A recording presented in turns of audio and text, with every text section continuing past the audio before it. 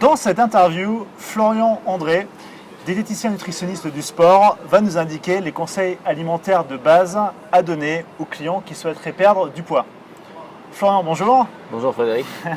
Alors, Florian a un double cursus. C'est intéressant parce qu'il est à la fois diététicien nutritionniste du sport, formateur en nutrition sportif. Il assure la prise en charge nutritionnelle de sportifs amateurs et de haut niveau.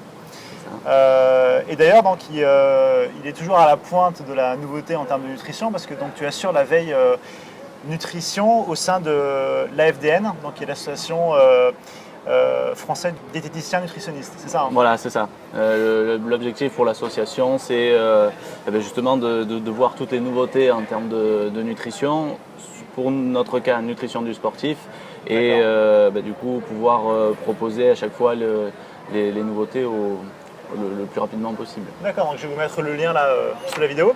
Et donc en parallèle, en fait, tu es titulaire d'un master STAPS entraînement, c'est ça? Voilà, c'est la particularité pour avoir à la fois la compétence sur la partie nutritionnelle, diététique et la compétence en entraînement sportif. C'est ça, ouais. Donc quelqu'un de complet en termes de coach et de formateur.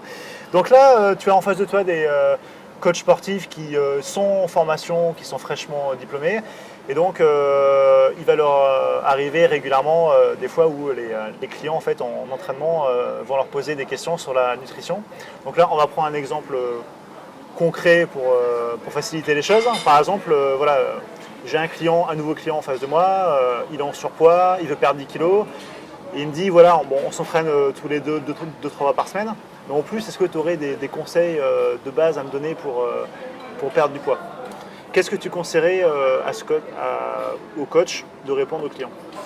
Déjà, la première chose, c'est de savoir ce que le coach veut faire de son activité. Est-ce qu'il a envie de rester uniquement sur la partie entraînement sportif, ou est-ce que justement il a envie de développer aussi cette activité plus au niveau du coaching nutritionnel?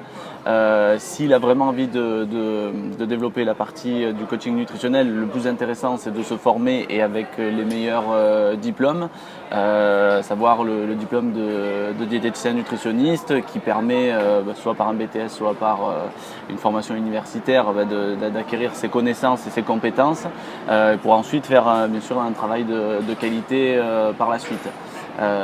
Sinon, si justement il souhaite simplement essayer d'aider, aiguiller, ce que je lui conseille vraiment, la chose principale, c'est de séparer son activité de coach et son activité de conseil en diététique.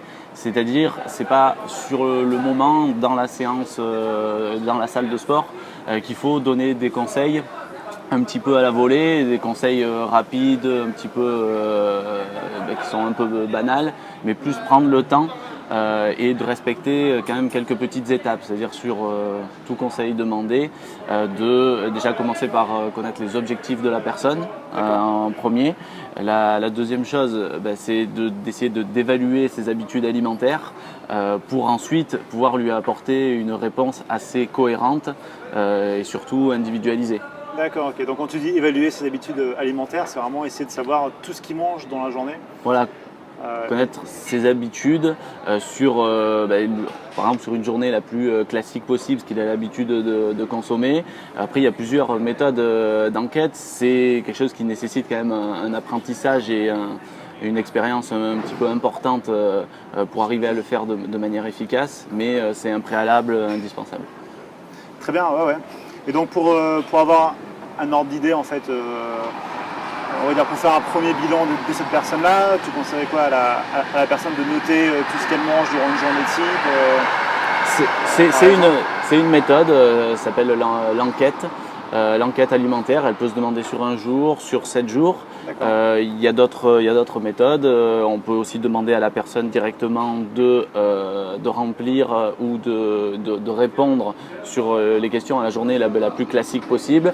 On peut aussi faire un questionnaire de fréquence, demander par exemple pour les fruits, vous pensez en consommer combien par jour, par semaine, et ça nous permet de voir, de tester des habitudes et pour affiner au mieux les habitudes alimentaires de la personne. D'accord, très bien. Ouais. Et après, pour avoir un ordre d'idée, on parle souvent de répartition des macros voilà, protéines, glucides, lipides, etc. On voit des chiffres un peu différents. En France, je crois qu'on est à 55% pour les glucides, 15% protéines, dans les 30% lipides, etc. En CrossFit, il y a un peu plus de protéines, un peu moins de glucides, etc. Pour quelqu'un qui veut perdre du poids, qui veut perdre 10 kilos, est-ce que toi, tu aurais en tête une répartition des macros Ouais. type Déjà, la première chose essentielle, c'est que peu importe la répartition en macronutriments, le plus important, c'est d'avoir un déficit énergétique. C'est-à-dire que les apports énergétiques soient à un niveau inférieur par rapport aux dépenses énergétiques. Et du coup, cette différence-là, ce déficit énergétique va nous permettre d'avoir une perte de poids, y compris si il y a uniquement que des lipides dans l'alimentation, très peu de glucides, très peu de protéines.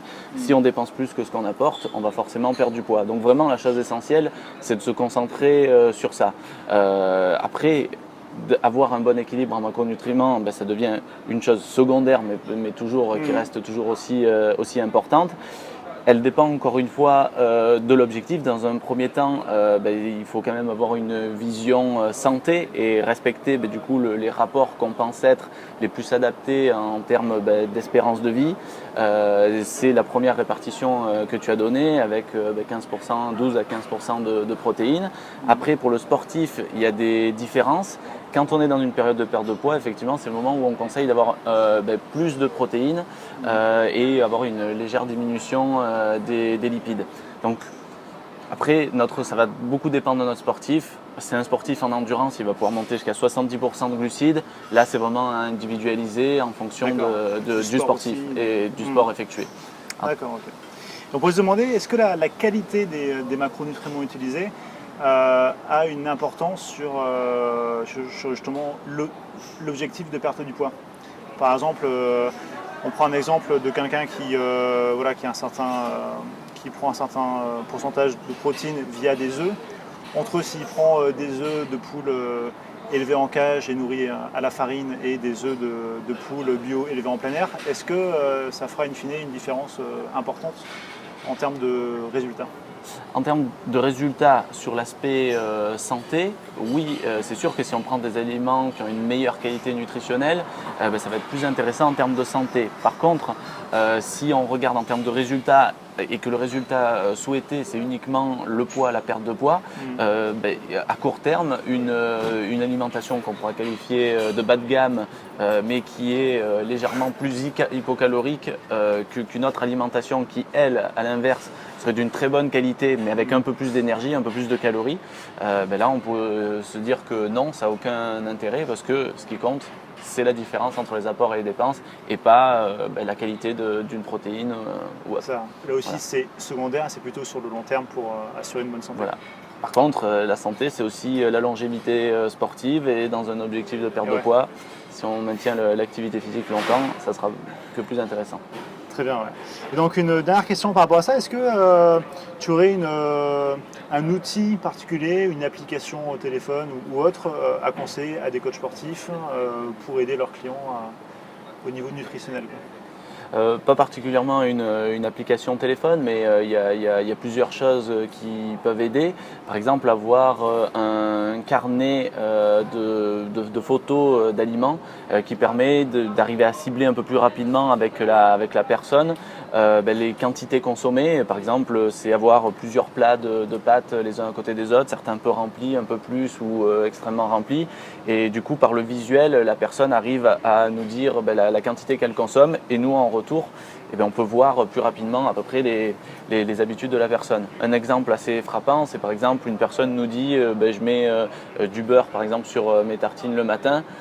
Évaluer la quantité de beurre qu'il y a sur les tartines, assez difficile. Par contre, sur des photos, on peut assez bien voir, on a une tartine très peu beurrée, un petit peu ou énormément beurrée, on fera la différence assez facilement. D'accord, ok. Et ces photos-là, on peut les trouver à quelque part Il y a des livres qui existent sur ça, notamment un qui a suivi études de suivi max. Un conseil de la fin? Moi, je pense que l'argument principal, c'est de faire de la qualité. Vous êtes formé pour l'entraînement sportif. Du coup, d'essayer. Une chose qui serait intéressante, c'est de faire un partenariat, par exemple, avec des professionnels de la nutrition pour justement que chacun, on va dire, reste un petit peu dans son domaine vraiment de compétences où vraiment il fait de la qualité et du coup orienter par exemple vos sportifs vers des diététiciens nutritionnistes par exemple et également à l'inverse rencontrer des diététiciens pour récupérer, on va dire, un petit peu leurs clients patients pour que vous leur fassiez faire de l'activité physique. Parce qu'en tant que diététicien, effectivement, on recherche énormément de compétences au niveau sportif. Pourquoi? Parce qu'on veut que nos clients, nos patients fassent de l'activité physique pour arriver à perdre du poids. Très du coup, vous êtes, du moins les BP GEP sont des partenaires, on va dire, précieux pour l'activité physique, pour le diététicien nutritionniste. Très bien. Donc en gros, faites des partenariats avec des diététiciens nutritionnistes, à la fois pour avoir une meilleure qualité de conseils pour le client et même pour, pourquoi pas, trouver une nouvelle source de clients. Complètement. C'est un partenariat vraiment gagnant-gagnant, d'autant plus que les diététiciens nutritionnistes diplômés en nutrition du sportif pourront être vraiment à même de répondre vraiment aux attentes de vos sportifs. Très bien. Alors, où est-ce que les lecteurs du blog Réussir son EPGEPS peuvent te retrouver? J'ai un cabinet dans la région varoise où j'effectue des consultations. Sinon, je fais également des formations adaptées pour le BPGEPS, surtout par exemple à la G2F. La formation nutrition des sports de force que je fais à Prépa Sport. Donc c'est sur Aix-en-Provence. Voilà, et c'est donc des formations continues qui se font sur 2 jours, extrêmement denses, mais du coup vous pouvez me retrouver. Donc je mettrai le lien également sous la vidéo. Ok, si vous avez aimé la vidéo, vous pouvez la liker. Si vous connaissez d'autres coachs qui débutent, à ce moment-là, n'hésitez pas à leur partager la vidéo, ça pourra les aider. Vous pouvez souscrire à la chaîne YouTube et c'était Frédéric de Réussir son EPGEPS avec Florian André. Merci Florian. Merci Frédéric.